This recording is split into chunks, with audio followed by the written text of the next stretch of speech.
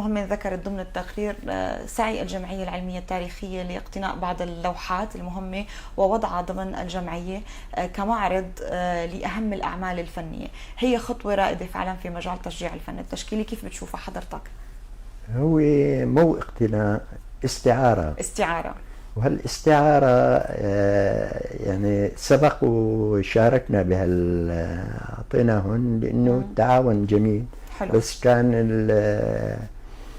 وضع اللوحات سيء جدا بما مر، وهالتجربة بعتقد أنا ما تتكرر، لأنه في صالات أفضل وفي مواقع أفضل، يعني يعمل معرض في الطبيعة أحسن من إنه تعمليه في كوريدور ما بتقدر تشوف اللوحة. عم يستعينوا بإمكانياتهم المحدودة كمان الجمعية تماما محدودة، يعني بده يكون الواحد كمان اللوحة غالية على الفنان انه تنعرض. صحيح. هي نتاج عمل وجهد طويل اكيد. يعني نحن بنقدر وجهة نظرك استاذ، وبنتمنى الرسالة تكون وصلت للقائمين على هذه المبادرة.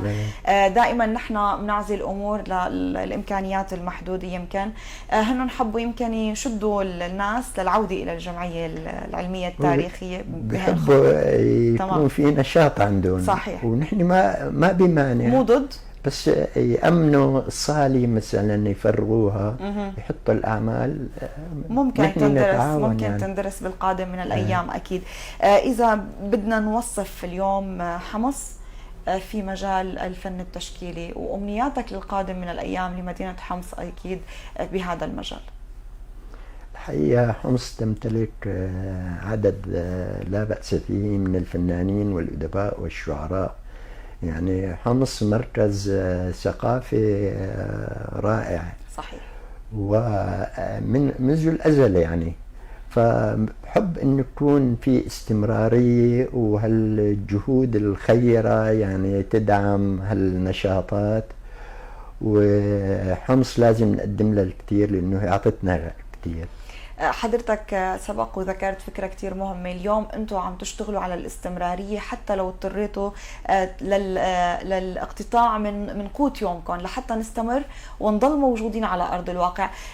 هاي البادرة يعني تعتبر فعلا إضافة من جميع الفنانين التشكيليين بحمص، أو اللي فعلا بيبادروا لهي الأمور، تعتبر داعم أساسي للحركة الثقافية بحمص. بنحييكم اكيد، بنحيي كل جهد كل القائمين على العمل الثقافي. والفن التشكيلي هو فن راقي بجسد حضاره، بجسد حاضر، بجسد رؤيانا للمستقبل. فبنتمنى بهمتكم وبوجودكم اعلام مدينه حمص دائما تكون الحركه الثقافيه والفن التشكيلي مستمر. سيدي مشكوره. شكرا. والفنان إذا ما كان معطاء ما كان فنان. تماما، هاي رسالة الفن. صحيح. بدي أتشكر وجودك معنا. تسلمي. بالختام الفنان عوني دروبي ابن مدينة حمص، عضو باتحاد الفنانين التشكيليين السوريين وعضو باتحاد الفنانين التشكيليين العرب. شكرا لك، كنت ضيف عزيز على برنامجنا. تسلمي. شكرا لكم. يعطيك العافية. يعطيكم العافية.